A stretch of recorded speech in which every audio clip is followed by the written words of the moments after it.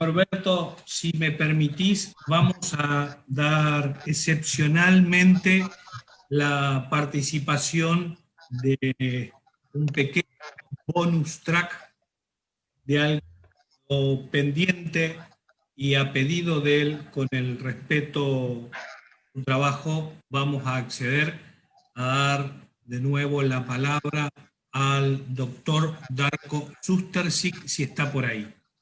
Bueno, Doctor, buen día, ¿cómo está usted? muy bien, muchas gracias por haberme dado este lugarcito, porque le tengo que pedir disculpas porque realmente no es muy,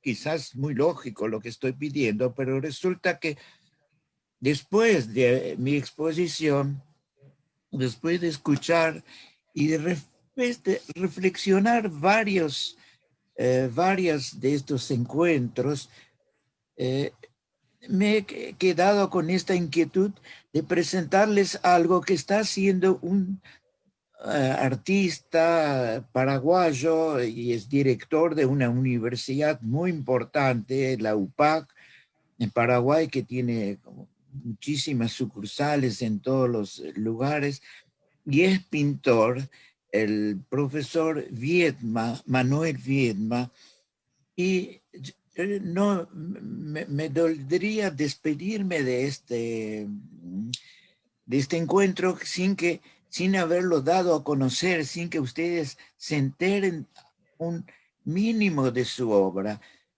Muchos la descalifican porque dicen, bueno, por una u otra razón no le dan mucha importancia. Eh, Acá, sobre todo en Argentina, es muy poco conocido, pero a mí me parece muy importante que ustedes sepan que él está haciendo una obra plástica y está haciendo un museo que él yo lo llama museo, pero que no es propiamente un museo porque no está guardando cosas de esta época antigua, sino que es la exposición de sus casi 70 murales, 75. No he visto probablemente exactamente si son, pero aproximadamente esos murales.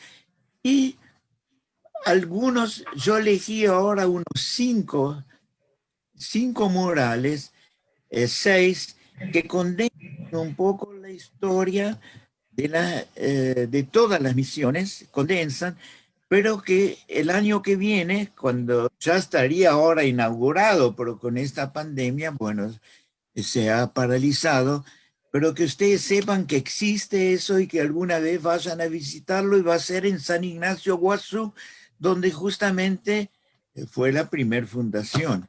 Así que eh, les pido disculpas y le agradezco muchísimo que me den un lugarcito que yo pueda mostrarles 4 o 5 de esos murales, que ustedes sepan de la existencia de este museo. Bueno, podemos pasar, Sebastián. Por ejemplo, este no es el primero que yo quería mostrar, bueno, pero no importa, no importa, ya que está, lo aprovechamos. Miren, esto es lo que él pintaba sobre la conquistadora. Acá está la imagen, el cuadrito, la conquistadora, pero nadie se preocupó que era la conquistadora. Todos decían la conquistadora, los guaraníes se reducían, dejaban sus garrotes, dejaban sus arcos, sus flechas, y se reducían por la conquistadora. Pero yo me puse a investigar qué es eso de la conquistadora, y resulta que este es un primer cuadro que él pintó de la conquistadora. Después de unas investigaciones y un escrito míos, yo me acerqué a él y digo, mire, vamos a ver una conquistadora, porque ustedes acá en Paraguay, en el Museo de la Catedral, ahí tienen una de conquistadora. Y nosotros en Argentina, en el Museo de Luján, hay otra conquistadora que la pintó Javillú, y que yo estudié las dos, y con este pintor fuimos a verla. Entonces, él sacó una foto, miró y pintó de nuevo el San Roque predicando, pero con una visión ya mucho más documentada de la conquistadora. Pasemos a la siguiente. Usted ve, San Roque adquirió otra dimensión. Y la conquistadora es una imagen casi bizantina con 3 estrellitas, una que habla de la, que en Bizancio la pintura de la Virgen tenían, la Virgen es virgen antes, durante y después del parto de Jesús. Entonces, evidentemente, el conocer esa pintura le cambió toda la dimensión. O sea que ninguna lectura le podía permitir, tenía que ver una experiencia plástica directa, el ver lo que era la conquistadora y le cambió la dimensión de lo que era la predicación. Esta conquistadora mostrada a los indios querían ser, le mostraba como esta es su madre, ustedes son sus hijos, y como los guaraníes cuando eran amamantados, la madre tenía que mirarlos, no mirar televisión o mirar una lectura. En ese tiempo no había televisión, pero ni hoy en día tampoco. La madre tiene que mirar al bebé con la mirada lo hace su hijo. Acá ellos con la mirada esa bizantina de esa virgen se sentían hijos de ella. Sigamos. Pasemos a la siguiente. Entonces, ustedes vieron que la colaboración de la investigación con el artista cambió muchísimo su visión.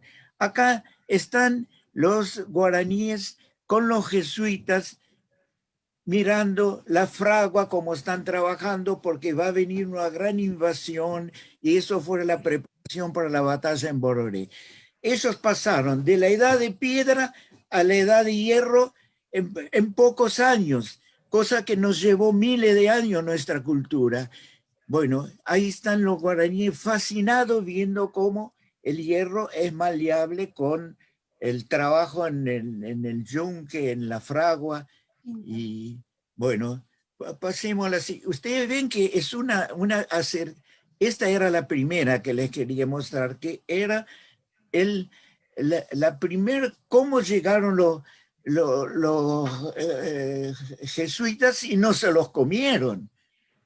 No, escucharon la música, eran muy sensibles los guaraníes a la música y uno explora qué pasa, qué instrumento es, el otro está embelesado y la otra ya está cantando y los llevaron a su casa y ahí ese fue el primer acercamiento. ¿Cómo se dio ese acercamiento de los jesuitas ahí en medio de la selva?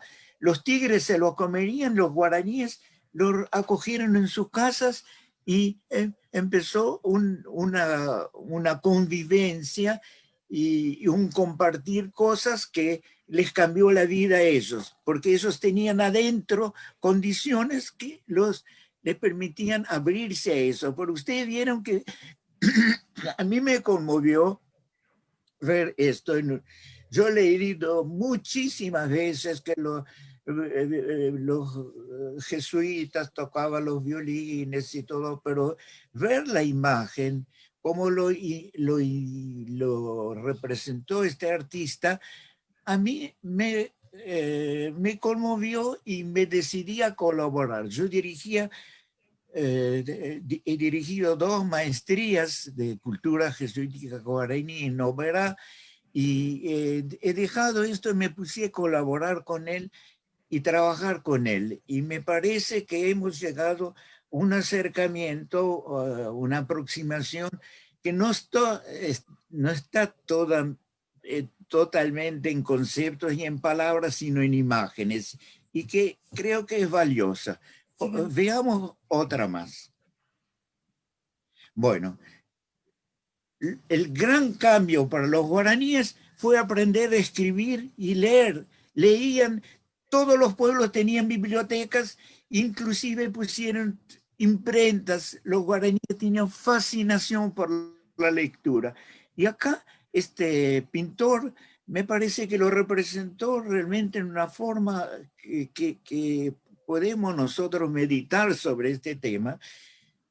Ahora, podemos decir que las caras y todo son imaginación de él. No, porque él estudió en Bellas Artes y con los modelos que habían traído de la guerra del Chaco, y habían venido los aborígenes de allá, y los modelos, o sea que los rostros, todos son rostros realmente indígenas,